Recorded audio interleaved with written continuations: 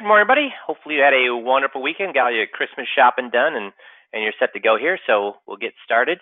5Q tape breakdown last week was take a listen to the advisor's first minute of the 21-point checklist meeting. Is he making his job easier or harder? Remember, guys, first impressions are everything. So if you get off to a bad start or a rocky start with a client, that's not going to bode well for the next hour and a half. I mean, there's ways to fix it, but you just don't make a silly mistake that's very, very easy to avoid, because starting that meeting right will really, really, really make the rest of your job easier. So take a listen to that tape when you get a chance. Lewis just sent me this weekend, and I want to thank him for that, because he pointed out that scientific explanation to why people perform better after receiving a compliment. So Japanese scientists have found scientific proof that people doing exercises appear to perform better when another person compliments them. The research is carried out by a group of National Institute of Physiological Sciences, say that again 3 times, science professor Norihito Sadato, Graduate University Advanced Studies, Graduate Studios.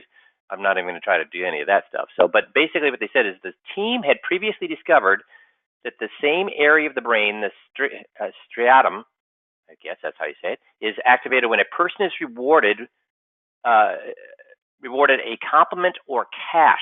The latest research could suggest that when the striatum is activated, it seems to encourage a person to perform better during exercises. So according to Professor Sadato, to the brain, receiving compliment is as much a social reward as being rewarded with money. We've been able to find scientific proof that a person performs better when they receive a social reward after completing an exercise. Here's the point of this, though. There seems to be scientific validity behind the message to praise, to encouragement, praise to encourage improvement. Complimenting someone could become an easy and effective strategy to use in the classroom and during rehabilitation. So why am I pointing there? Lewis, thanks for catching that. Lewis gets it. Why do we point? Am I pointing this out about positive reinforcement gets people to basically to perform better? Yes, it's empowering, but how would that empowering? Gotcha, you got it. So why though would that help us? Why would empowering help us? Because they're talking about exercise. They'll perform exercise better. But see, what they're saying is it could also help in the classroom and during rehabilitation, which means it could help people to overcome what? Yes, Nick, that's the thing. It lowers barriers. It lowers barriers. When you compliment people, things are firing off in the stratum of the brain that will lower barriers to their distrust of you, lower barriers to change, lower barriers to learning. So it's all of those things. That's excellently put, Nick. So that's why empowering is such a powerful tool. And those of you, and please give me yay or Y's for yeses or N's for no's. Have you ever experienced when you've empowered somebody the complete 180-degree shift of how that person views the meeting or yourself? Say, I want to see some yeses or no's. So I got like 4 yes, 5 yes. Okay, everybody's saying yes. Yeah, that's why it's so, everybody's saying yes. That's the one skill you can learn is empowering. And when you're, during your GOTS, during your 15-minute drill in the morning, take a couple of days every couple of weeks to just work on empowering. And when you're working on empowering, how long do you want to shoot for when you're empowering? When you're practicing, not with the person, but when you're practicing, how long do you want to shoot for with empowering? 5 minutes, that'd be awesome, but I don't think that would be totally awesome if you could do that. I think if you could do 3 minutes, that's good, because if you do 3 minutes of empowering, how many minutes when you're practicing? How many minutes will you do when you're with the client? About a minute. That's right, about a minute. And so we're shooting for a minute. If you practice 1 minute, with empowering, guess what you're going to do when you're with the client? 20 seconds. So you want to make sure that you practice. It's like swinging a baseball bat with a donut on it, or pushing the heavy sled if you're football. I mean, I use all these sports analogies, but so you got to work with shoot for the sky, so that when you're in the real situation, you're still going to be well within that 1 minute. Make sense? So thanks for pointing that or sending me that article, Liz. Appreciate it. So today I want to talk to you about the golden ticket to success this upcoming year, and it has nothing to do with marketing. It has nothing to do with selling. What do you think it has to do with? Not marketing, not selling. What do you think it has to do with? The golden ticket. Yeah, it's you bet. Yeah, Willy Wonka and the Chocolate Factory. Scripts, attitude. That's it, Jonathan. It's attitude, attitude, attitude. And those of you that have known me long enough understand that you could say that I have an attitude problem on certain days. So what we want to do is I'm going to basically point out all of these things. I read this is a book that, actually from several books that I've read, and I put together this list of things that I use to try to keep my mind right. And so I'm hoping that you guys can learn from my my trials and tribulations on how to keep things straight and narrow. And this is all, but it's just too many books to even mention where I've grabbed this from and created this list from. But these are the things that keep your mind right. And if you do these things, everything else will come naturally. So the first thing is communication. And we're in the business of communication, right? If you're a good communicator, how well does your life go? If you're a good communicator, how well will your life go? Yeah, it's going to go great. Yeah. So if you're a good communicator, things get done. Good things happen around you. So I am constantly reading books on communication, articles on communication. If I get in my news feed something on communication, I'm going to read it. And it's because you can never get good enough at communicating. Because when we effectively communicate with others, then the great thing that happens is this: is you get what you want by letting them get what they want. You get what you want by letting them get what they want when you're an excellent communicator. Okay, so please work on that communication skill. So when they looked at communication, they found that ability to listen was 40%. Ability to respond was 20% of the communication. And guess what the other 40% was? Attitude. If you go into something looking with attitude, and one of the guys, Pete, basically said, when you look at that list that you're of the skills that you're looking for, the 15-minute drill, he said, you know what? When I look at this, all these things are reminding me that I want to hear what that client has to say. So if you think about it, asking statements or asking questions is more likely to get an attitude of I want to hear what that other person has to say. Of course, asking questions, and then versus closed-ended question versus open-ended question. Which one is more likely to with an attitude of saying I want to hear what they have to say? Well, then open-ended questions. When you laugh at their jokes, will that get them to talk more? Yes. When you don't correct them, will that get them to talk more? Yes. All the skills that you work on in the Gotzing or the 15-minute drill are all going forward with an attitude of I want to hear what that other person has to say. So when we go to our meetings, and again, guys, I am way guilty of this. When we go into the meetings, are we more likely to think these people have to hear what I have to say, or do we go in with an attitude of I want to hear what these people have to say? Which one?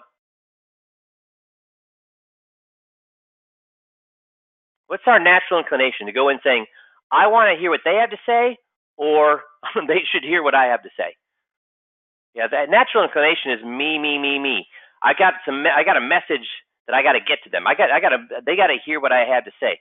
If you go in and say with the attitude of I want to hear what they have to say, I want to hear what they have to say about their current situation. I want to hear what they have to say about their current advisor. I want to hear what they have to say about a turnover cost. I want to hear what they have to say. If you have that attitude and you have a good ability to listen, guess what? You're 80% of the way there. But where do most advisors, not 5Q trained advisors, but most other advisors out there, where do they spend 90% of their time? Respond. Talk. And we want to have an attitude. I want to hear what they have to say. I want to become better at listening. You do that, you're 80% of the way there to becoming a great communicator. And really, if you broke down the 5Q system to one word, what would it be? Being great at what? Listening or communicating? Yeah, listening or communicating. So what they found is that attitude, if you change your behavior, you change your attitude. So one of the things that the guys will tell me, they get is how can I learn these things? Well, before we're in the football season, so I'll use a football analogy. If I had 5 daughters and a wife, and I played NFL football, 5 daughters and a wife, and I played NFL football, and I arrived at the game 5 minutes before the game started. All my daughters and my wife dropped me off 5 minutes before the game started. I ran in the locker room, put on my uniform, and ran to the field. What's going to happen to me? What's going to happen to me if that's how I go into the game? I spent all morning with my daughters, and then I'd run out onto the field. Yeah, I'm going to get flattened. Why, Kevin? I'm still of the mindset of what? Children, female children, and I'm not in the attitude of a killer mentality, right? And if you don't have a killer mentality on an NFL football field, you're going to get what? Creamed. So what you do is what? You leave the family early. You go in and you're maybe 3 or 4 hours earlier. You have breakfast with the team.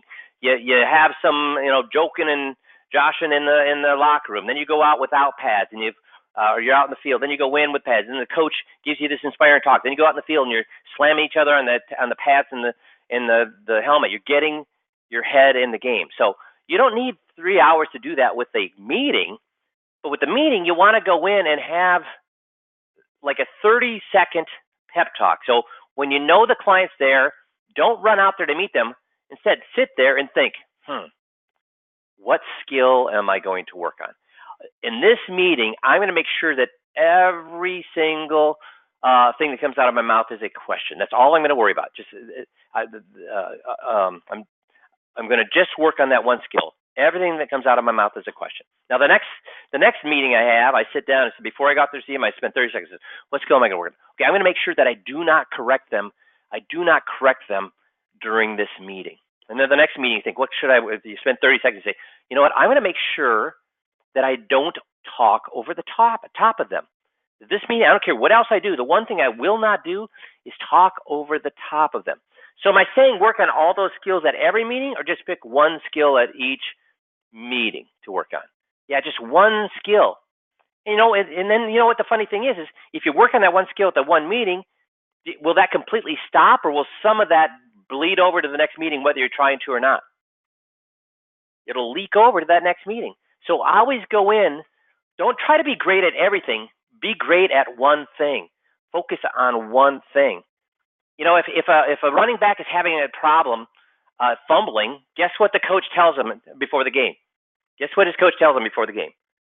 Whatever else you do, don't worry about making touchdowns. Don't worry about making first downs. You're going to work on one thing, and guess what that is? Hold on to the ball. Do not fumble the ball. So, because if he's worried about making touchdowns, guess what he's going to do? Fumble the ball.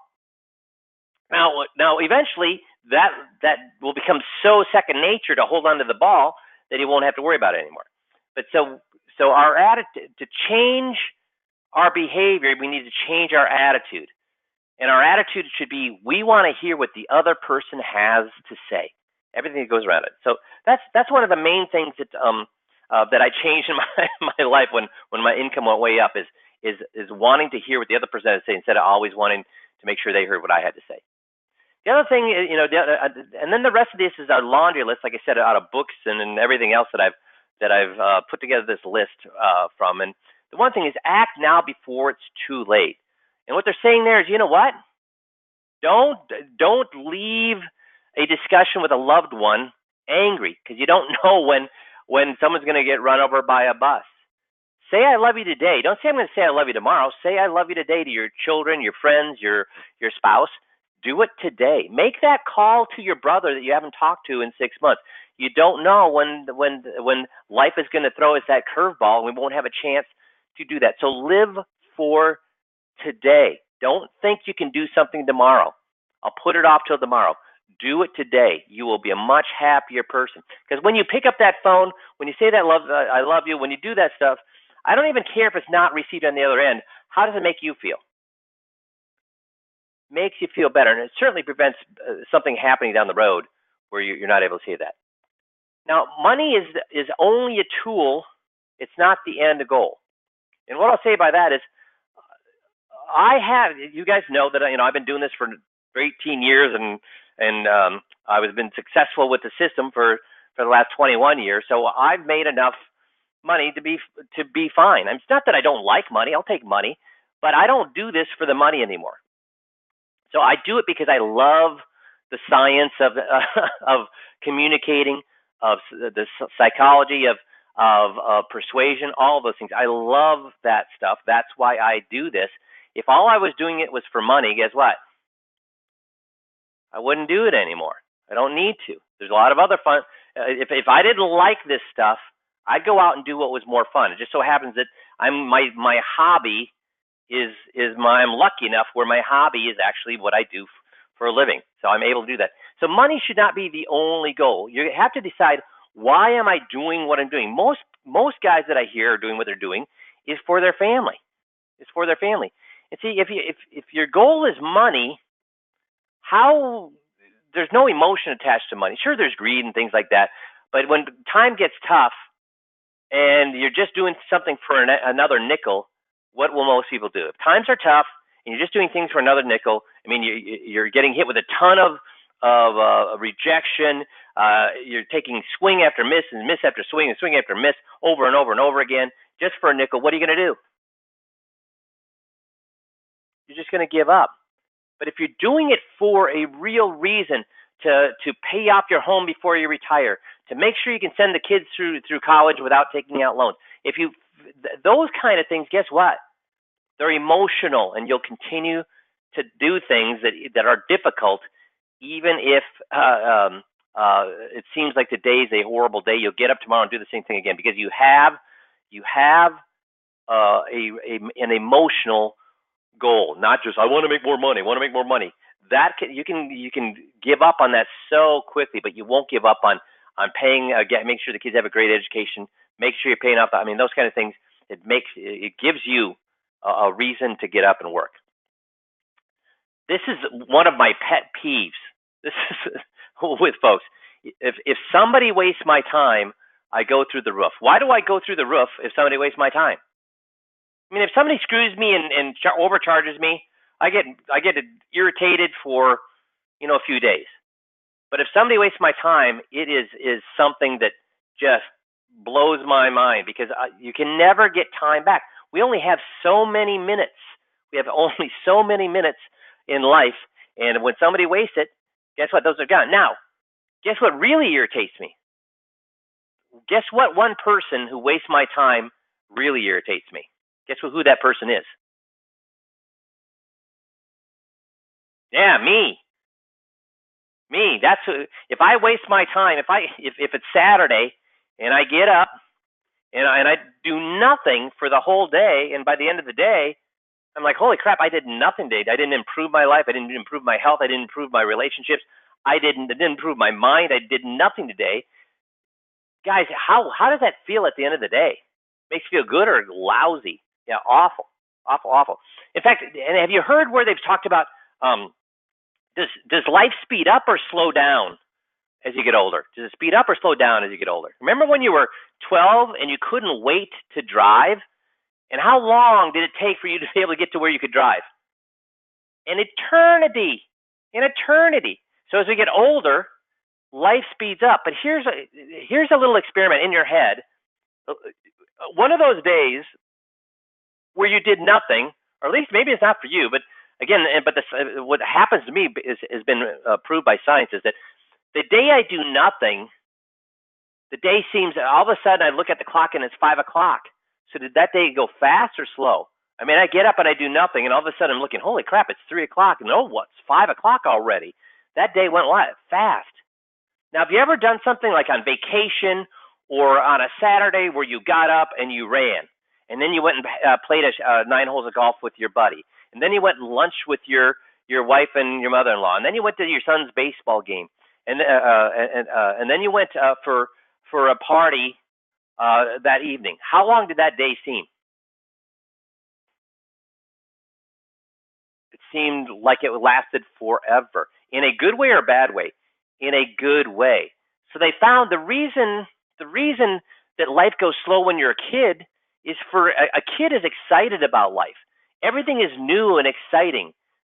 Everything that they pack their day full of of stuff. Now again, it's changed a little bit in that when you play video games all day long, that day goes pretty darn fast. But for younger children, that day goes on for a long time. For us, we don't accomplish a lot in a day. We're kind of jaded. Things aren't new and exciting, so we don't. The life passes us by. If you pack your life full of things, if you pack your life full of learning new things, new activities, meeting more people, belonging to more organizations, guess what happens to the speed of your life? If you pack your life full of organizations, people to know, things to learn, things to do, hobbies,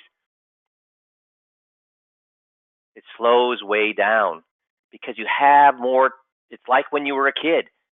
See, when you don't do anything, life speeds up. When you do a lot of things and you live your life richly, full of events and things and experiences, your life slows down. So I guess my point here is that join more organizations, meet more people, learn new things, get another hobby.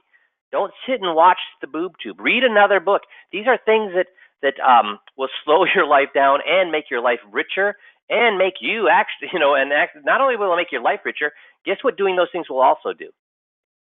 Make you richer in the bank account. So true happiness comes from within yourself, not from someone else. So stop searching, start living.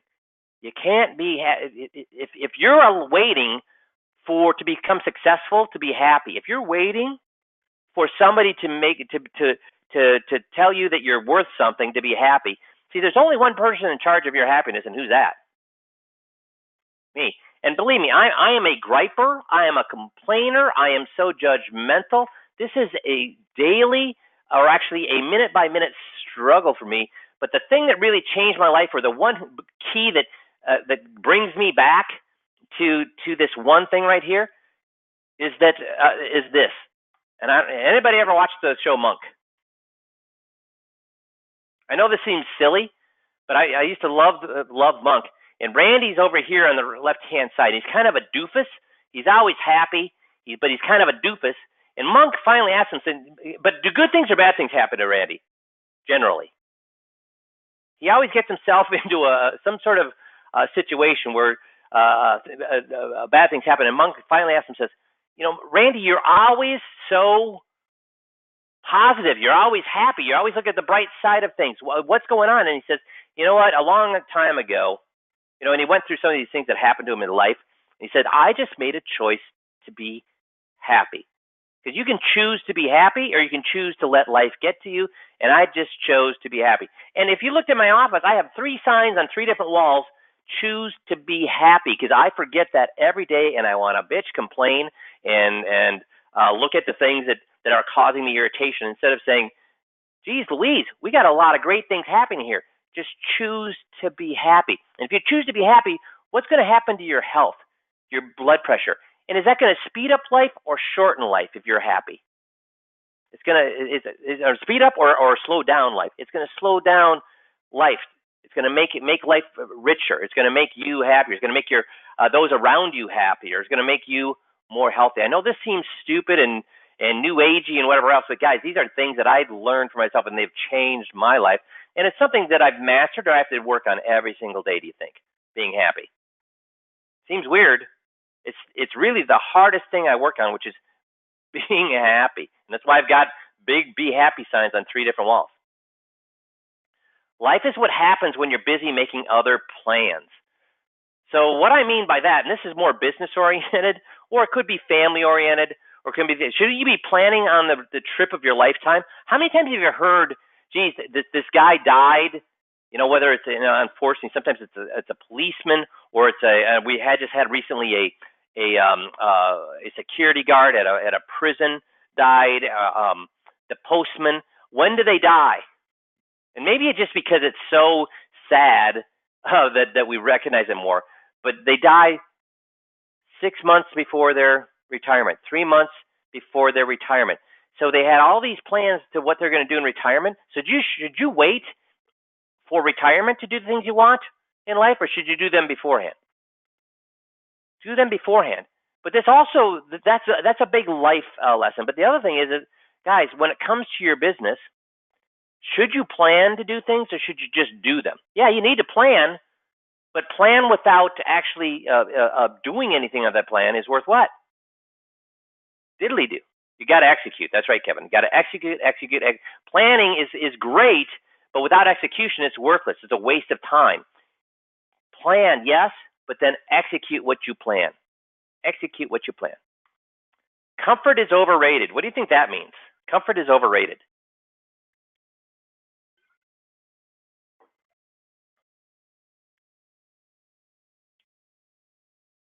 Means that the magic happens outside of your comfort zone. So you ever heard successful people do what unsuccessful people refuse to do? And this comes back to what we talked about last week. Should we ever have the word hard in our vocabulary? Boy, that's hard. It's hard to learn these scripts. It's hard to do 10 push-ups. It's hard to say I love you to my wife every day. It's hard. What does hard do? Does hard to help you in any way possible? Does saying something hard make it easier to do? No. So you should never say it's hard. You just say it's work. Even saying I love you to your wife every day, that can be work until it becomes a habit. Doing the 15-minute drill every day, it's only work until it becomes a habit. Making sure we ask everything in open-ended questions at a meeting is not work. It should become a habit. You all know that we could all make sure that you all asked open-ended questions at meetings, right? What's the way that we ask how can we instantly make sure that the only thing comes out of your mouth is an open-ended question? How could I instantly make sure? Yeah, Nick's got it.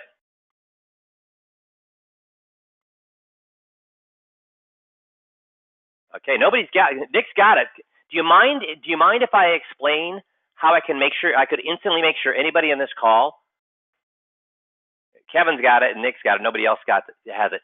So Kevin and Nick, you mind if I explain to everybody? Everybody else want to know how I can make sure instantly that you all would ask every single open-ended question? Buy me a plane ticket to your office. When I get there, go out and get me a 45, and then I'm going to sit in the corner and I'm going to say, if anything comes out of your mouth is not an open-ended question, I'm going to shoot you in the knee. And what would magically happen? What would magically happen? Now, here's the funny thing, though. Here's the funny thing. Would some of the questions be awkward and maybe not make a ton of sense? Yeah. How about would there be some long silences as you think, shoot, how can I form this in the form of a question? How can I form this in the form of a question? Would there be some long silences? Yes, there would. But here's the funny thing. Not 10 years, not 10 months, not 10 weeks, not 10 days, not even 10 hours, but within 10 minutes of saying nothing's going to come out of my mouth except to open-ended question, what do you think is going to happen to those questions? Are they going to get more awkward or are they going to get less awkward? What's going to happen to the time, the big awkward gaps of silence? Get bigger or get smaller? Within 10 minutes, both the questions are going to get better and the silences are going to get smaller. But guess how many people, it's uncomfortable, that 10 minutes when you're struggling to turn everything into open-ended question, guess what? That's outside your comfort zone. So guess what a lot of people do? They're not willing to struggle to ask those open-ended questions because they don't want to look stupid in front of their client. I get it. We've all been there. So I don't want to look stupid by trying to turn this into an open-ended question. I don't want to look stupid by having this awkward gap as I try to figure out how to turn this point into questions. So instead of doing that, I'm just going to go ahead and do it the same way I always did because that's my comfort zone. You got to get out of the comfort zone. If you're willing to get out of the comfort zone, it does not take forever. In the shortest 10 minutes, you could get way better at asking open-ended questions if you made it what? The utmost priority. If you looked at it like, I will take a bullet to the knee if I don't ask an open-ended question, you would all be terrific at asking open-ended questions instantaneously. But most of us, that's uncomfortable. So we don't want to get out of that comfort zone. The more you get out of your comfort zone, that's where the magic happens. Make sense? See, you're responsible for everything that happens in your life. So responsibility is the ability to choose your response. So when it says responsibility, you're responsible for everything that happens in your life. That's that's not necessarily the case. If I get run over by a car, that's not really I'm not really responsible for that. But I'll give you an example of this. There was a fireman here in Minnesota who was super badly burned on 85% of his body, so much that he had to retire. He's got scars all over his body. Now, he could go a number of ways. He could do what? Say, I don't want to go in public because I look ugly. People are going to stare at me. I don't, because he could no longer work. So he had to figure out how to spend his life. Guess what he did with his life?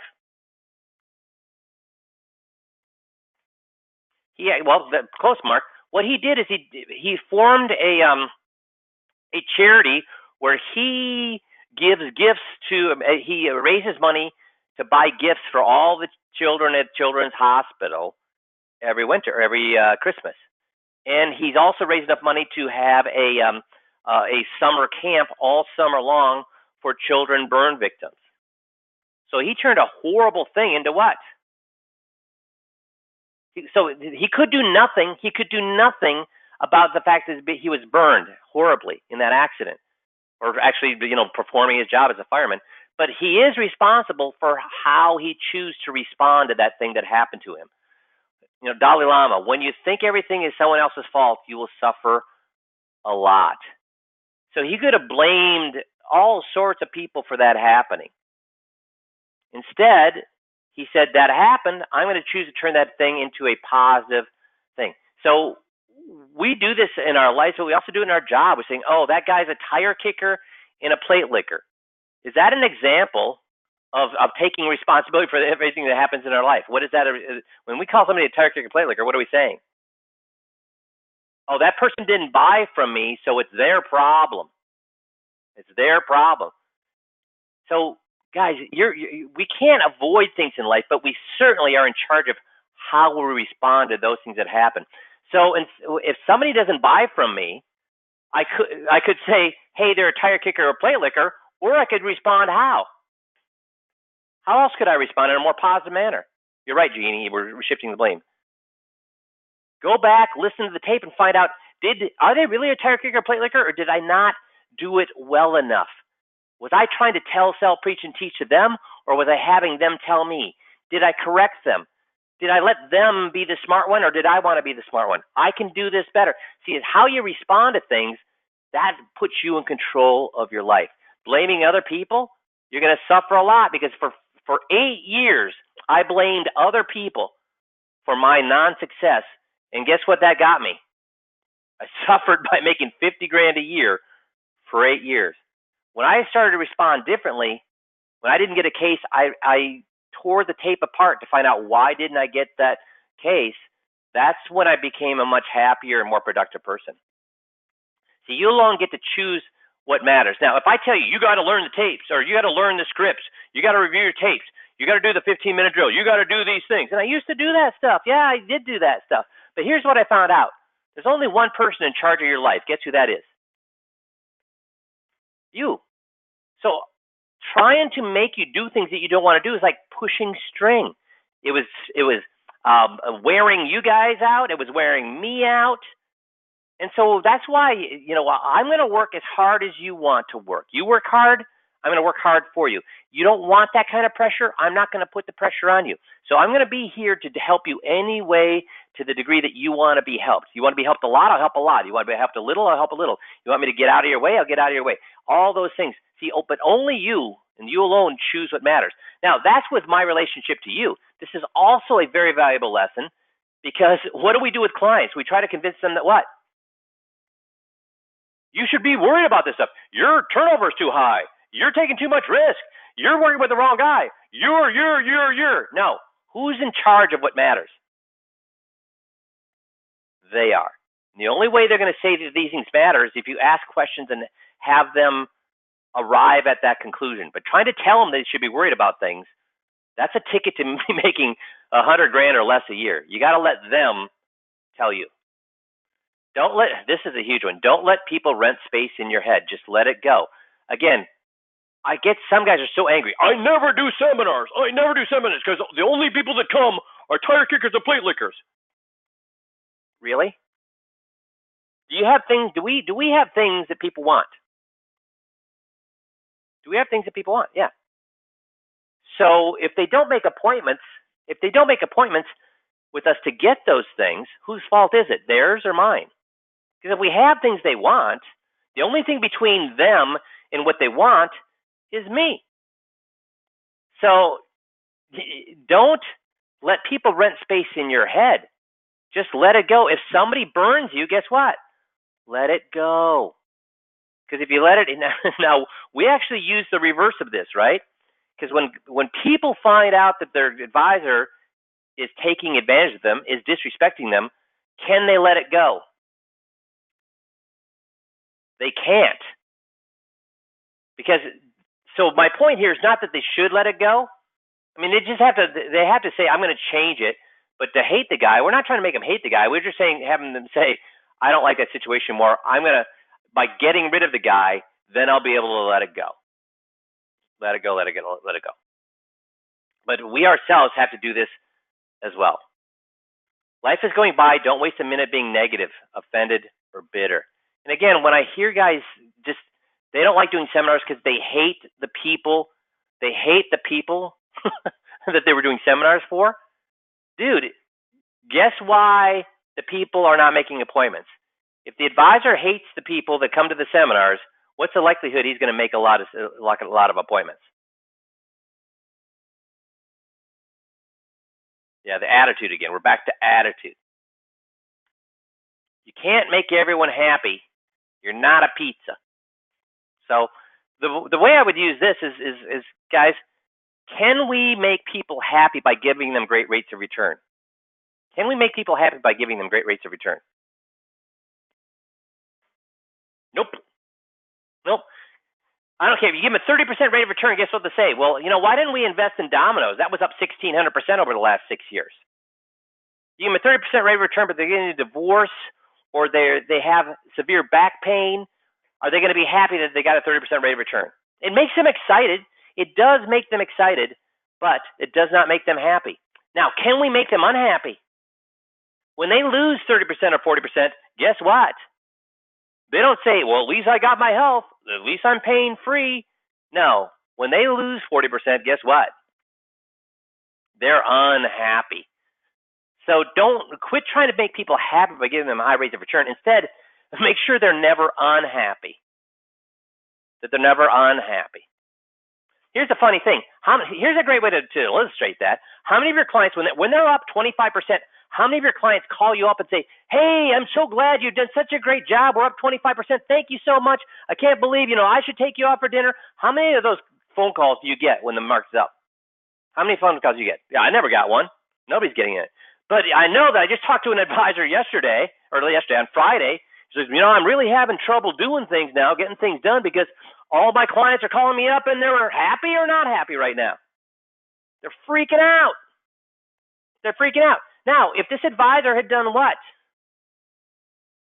What should this advisor have done with his clients? Yeah, 50-50. If he'd done a 50-50, guess how much happier he would have been?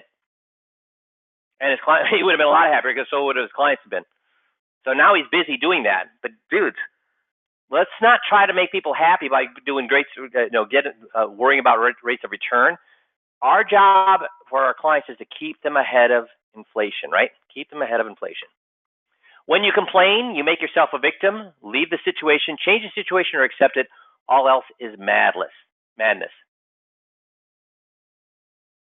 So when somebody says everybody's a tire kicker and a plate licker, guess what? Is that complaining or taking charge of the situation? That's complaining. And that's madness. So aspirations. We all want to make a lot of money in 2019, right? We all want to make a lot of money in 2019. So where is this on this? Is that the different aspirations profile versus future dreaming? Imagination sets goals for the future, but does not put forth the effort to reach the goals. So are you a dreamer? That's an imagination. Are you a dreamer? A hibernation has no goals for the future, puts forth no effort in the present. That's a person who's given up. So do we want to be a dreamer or somebody who's given up? No, we don't want to be either one of those. Now, here's the thing. Aspiration sets goals for the future and puts forth the effort to reach those goals. Perspiration works hard in the present, but has no goals in the future. This is what I did for 8 years. I kept doing this. Perspiration is doing the same thing over and over and over again and expecting what? Different results. That's another a demonstration of insanity. Now, aspiration sets goals for the future, puts forth the effort to present to reach those goals. For those that, now I like the premise here, but do I like me personally? Those that have been working with me for a long time know how I feel about this. What do I think about goals? Kevin's got it. What do I think about goals? Jonathan's got it. Yeah, you guys all get it. I don't like goals. Build a system. I have no control over how much I make next year. I have no control over whether I have 50 people come into a seminar or 30 people come in for a seminar. I have no control or less control over how much money the people have that I'm getting in front of. But what I do have control over is the system. So I can back build my system. I know I can look at what's the average client size that I have. What's the average of a seminar that I have? What's the average amount of people that I get in front of? What's my average closing ratio? Then back testing that, I can say, okay, I don't know what's going to happen next month. I don't know if I'm going to be getting 50 people in a seminar or 30 people in a seminar, but I know if I do it every single month, it'll all work out to the average. So I know that if I do a seminar per month, this will happen. When I do the seminar, this average, this many people come in, my closing ratio is this, the average person has this much money, and that means I would make this much money. And if I do that 12 times, this is how much money I would make. See, I have control of whether I do a workshop or not. I have control over my closing ratios. I have control over those things. I don't have control over outside things like how much this particular person has money-wise. Whether we have 50 people or 30 people show up for a seminar. I don't have control over that, but I know back building or reverse building, what I got, reverse engineering it, I can look at all my averages and then build a system that if I do those things, I know I will achieve what I want. Then that I can control. The reason I don't like goals, if you say you want to make $1 million this year and it's already March and you're only at 100, guess what most people do with their goals? Because you're way behind at that point. Guess what most people do with their goals? Yeah, adjust what? Forward or backwards? Backwards. I mean, when I did that, I just scrapped them. That's what I did. Right, Nick? I just scrapped it. Well, that's frick. Guess I'll start next January. Put a new set of goals together for next year. See, I don't have control over having three maybe late months or a snowstorm that bumped one of my seminars. I don't have control over that. But I know if I do everything the way I lay it out, if I do the actions, I'll make that kind of money. But having monetary goals that I have no control over how much money I'm going to see this month, that's what you want to avoid. You want to have a system, not a goal. See, I want to know that if I keep doing this thing, I'm going to do fine. But if I'm shooting for one thing, that means I got one chance. Here, I'm just going to do the same thing over and over and over again, and I know that I'm going to get what I want. Now, and should I be afraid of failure? No. Failure is what?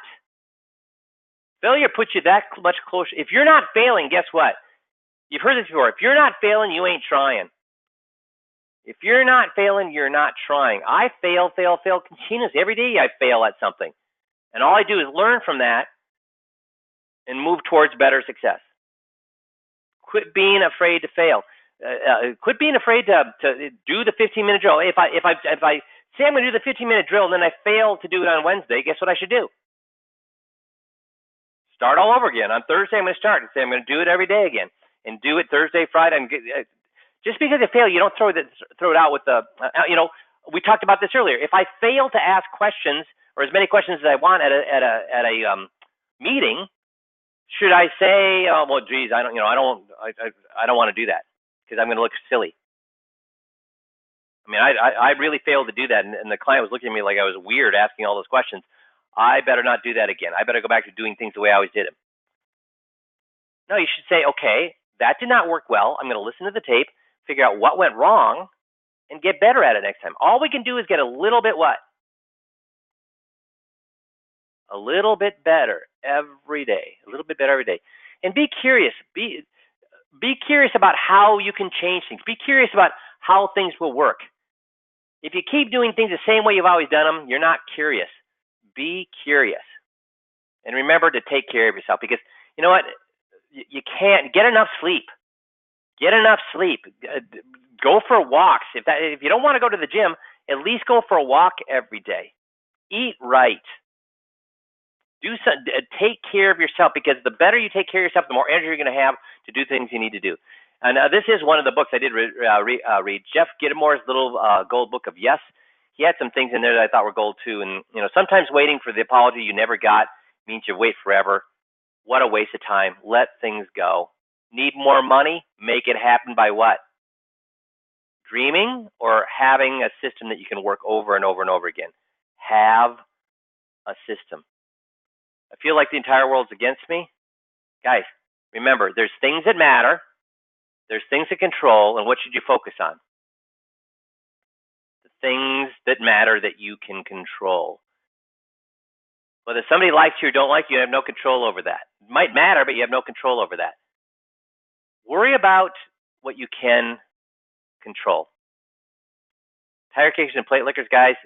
Here's the analogy I give. That if there's a story or a fable where a ferryman would go back and forth between a city on the west bank and a city on the east bank, and people would ask him. They'd load up all their family and goods, and they'd be moving from the west city to the east city, and they'd ask him, "Hey, what are these people like? These people where we're moving to? These people in the west where we're moving to? How are they nice? Are they open to new people? Are they mean and horrible?" And the ferryman would say, well, how are the people in the east city? Oh, they were horrible. They were absolutely horrible. Then what did the ferryman tell the person about the people in the west city? They're horrible. If the people in the east said, or if he said, how are the people in the east city? And he said, they're wonderful, the most welcoming, open people. They're always friendly, always there to help. Guess what he told them about the people in the west city? So you reap what you sow. If you don't love the people you're getting in front of, you can't hide that. You cannot hide that. You got to love the people you're getting in front of. And if they don't do what you would recommend, then who should you be kicking, them or yourself? Yourself. And go figure out, what did I do wrong? What could I have done better to have them tell me why they need to make a move? Make sense? Love the people you're getting in front of. So, guys, there is a way to reverse bad luck. And what's the best way to reverse bad luck? There's lots of different studies. Well, here's the thing. I didn't use the best way. The number one characteristic of reducing bad luck, I did not do that. But what I did was I reduced my bad luck in this business by recording all my meetings, taking responsibility, and getting a little bit better every day. It's a funny thing. Arnold Palmer. It's a funny thing. The more practice, the luckier I get. So I got luckier and luckier and luckier, not by seeing more people. I was seeing the same number of people, but by recording my meetings, holding myself accountable for things I did wrong, and improving every single meeting. Every single meeting for 3 years, I got better at what I did. Even today, I get better at what I do every single day, because you forget what you knew 6 months ago. So it's a constant battle to get better at what you do. This is how I did it. But what has science found about what is the number one way, what is the number one characteristic that people have that makes them lucky? Now, I didn't do it because I'm not a people person. I'm an introvert. I don't like parties. I find meeting a lot of people stressful, meeting new people stressful. I am shy, believe it or not, with new people. So I couldn't do it that way. I did it this way, by getting better and better and better in front of the same number of people that I got in front of. But what is the number one way? Yep, Kevin, you got it. The number one way to get luckier is the more people you know, the luckier you get. There'll always be a reason why you meet people. Either you need them to change your life, or you're the one that will change their life. So the more people you get in front of, the better. So there's lots of ways you can do that. Belonging to organizations, getting more involved in your church, doing more workshops, sending out more newsletters. There's lots of ways that you can. I even have one guy who's door knocking, and guess how successful he is? He's door knocking. Guess how? In today's world of the internet, of Facebook marketing, etc., he's knocking on people's doors. Guess how successful he is?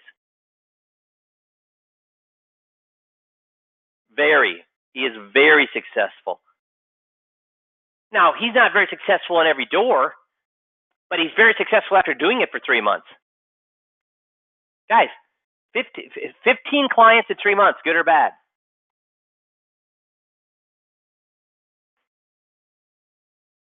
That's great.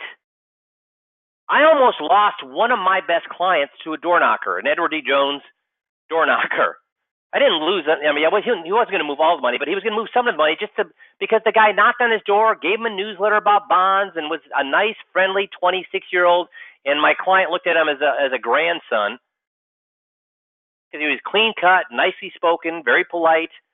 And you know what? 5 years later, now I didn't lose a single cent to the guy because I walked through bonds, and he was reminded that bonds suck and all those kind of things. So he didn't move any money to him. But I tell you what, 5 years later in Rochester, the guy is one of the top 10 brokers in Rochester, and guess how he built his business? Knocking on doors. So getting in front of more, I'm not saying knock on doors, but I'm saying getting in front of more people, guess what? If you don't have a cent, if you don't have two nickels to rub together, guess what you could do? Knock on doors. But we go right back to that thing that successful people, like that guy, do what unsuccessful people refuse to do. Because waiting for people to walk in your door, guys, we've all been waiting. Anybody on the call have people that walk in their door, strangers walk in their door with money? Because please let me know, because we're going to figure out what you're doing so everybody can use it.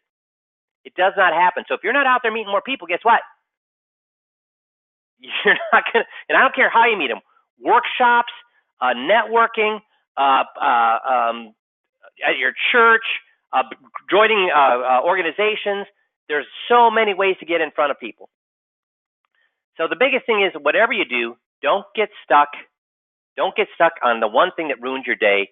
Smile, be grateful. Life is too short to waste on negativity. And over the next 2 weeks, the best thing that you could do over the next 2 weeks, I don't care if you read this book 100 times. I've worn out 5 copies of this, worn it out where they fell apart because of buying it. This is the best investment over the next 2 weeks during the holidays. Take time. You can find this book online for free, I think, but read this book. Make this book your goal for, and I don't want the digital age. You can take that digital age off. I don't know why I grabbed the wrong image. Read the dang book and learn how to win friends and influence people by the way you view relationships with people. You do that over the next week or two, it's the best investment you'll make for 2019. So our offices will be closed December 24th, 25th, and 31st and 1st. I'm assuming a lot of your businesses are also going to be closed during those times. So we will not have a coaching call next Monday or the next Monday. So you have a couple of weeks off from listening to my irritating voice. But then we start again on January 7th, and we'll get started on 2019. Guys, I can't tell you how much I appreciate all the hard work and effort you put in 2019. Hope you have a wonderful Merry Christmas, Happy Hanukkah, a great New Year, and we'll all make it happen when we start here January 7th again. Thanks, guys. Really appreciate you. Have a good holiday.